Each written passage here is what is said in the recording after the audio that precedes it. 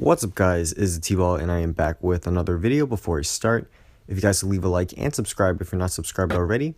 Your support is greatly appreciated as we are trying to hit 1,000 subscribers by the end of this year. So if you're not subbed, be sure to hit that sub button and turn on post notifications so you can stay updated on when my newest video will be coming out. So today, we're going to be going over the top 5 surprises of the 2017 NBA draft. So let's just get straight into it. My first shocker of the draft was Jimmy Butler and his trade to the Minnesota Timberwolves along with the 16th overall pick of the draft for Zach LaVine, Chris Dunn, and the 7th overall pick of the draft, which turned out to be Mark Cannon. So I like this trade a lot for the Wolves as he got a superstar who is a two-way player that can mentor the young guys, and in my opinion, this was not too great for the Bulls as, you know, especially for the fact that they had to give up their 16th pick. If anything, they should have just given Butler and then just get all the assets. They did not have to throw in, another first round pick. So, I have a vid on this topic on my channel, so you guys can go check that out if you want a more detailed description. But, that was a crazy trade. It's going to be very interesting to see how Butler fits with the Wolves. And in my opinion, I definitely think they're going to make the playoffs next year and give a scare to any team. And if they click well enough, I definitely think they might be able to contend for a championship. As crazy as that sounds, they have Butler, Rubio, Wiggins, Towns. They add some more players for their bench, and they're going to be crazy good. They also have Dang, who they can trade for possibly a stretch for. So we'll see with them. The second biggest surprise was Dennis Smith Jr.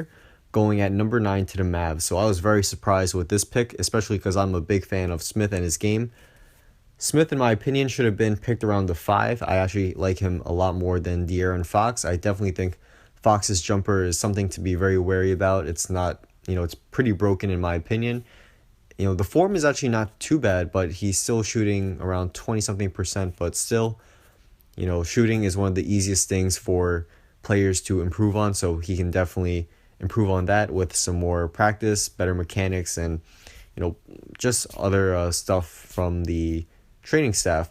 But I think Smith has a ton of potential. He's been compared to Russell Westbrook. While I do not think he will be as good as Westbrook, I definitely think Smith has a ton of potential. He can be, Russell Westbrook light. He's super athletic, and even after coming off an ACL injury. So we're definitely going to see how Smith performs next season with the Mavs, as he's going to have a great opportunity to start at the point guard position. So for my third surprise, it was the selection of Malik Monk, who dropped to number 11 to the Charlotte Hornets.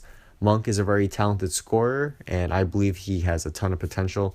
I actually thought he would go around number 8 in the draft, but he fell to the number 11 spot, so I definitely think the Hornets are going to be very dangerous next year with Howard, Kemba, Batum, Kid Gilchrist, Zeller, and now Monk. And don't forget Kaminsky as well. So they definitely have a pretty nice core over there. For my fourth biggest surprise, I have OG Anunoby dropping all the way down to number 23.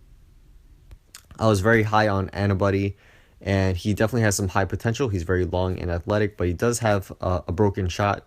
But as I said before, with Fox, he can definitely improve on that. And with all of his tools, I definitely think he has a ton of potential to become a star player, and he will be a steal if he eventually becomes that for the Raptors at number 23. So for my last surprise pick or surprise event for the draft was the Celtics not making a trade or any type of deal in any way, shape, or form.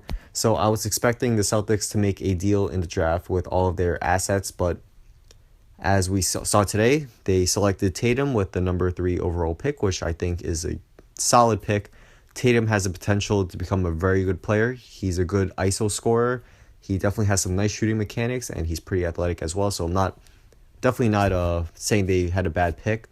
But seeing what the Wolves traded for Butler, I definitely think if the Celtics just gave their number 3 pick for Butler, the Wolves would have taken it. And I definitely think, getting Butler for 2 years and possibly getting him to re-sign is, a little better, in my opinion, than getting Tatum at 3. But, Tatum has a ton of potential, as I said before, so I'm not saying they did the wrong move. We don't know yet. Only time will tell. So that's a wrap. If you guys did enjoy, be sure to leave a like and subscribe if you're not subscribed already. I will be putting out some great NBA content throughout the rest of the offseason, the regular season, and so forth. So once again, Thanks for watching, and leave your thoughts down in the comments below, and I'll definitely try to get back to you. So I hope you guys all have a great one. Peace. All I gotta say to you guys is trust the process. That's all I gotta say. Trust the process.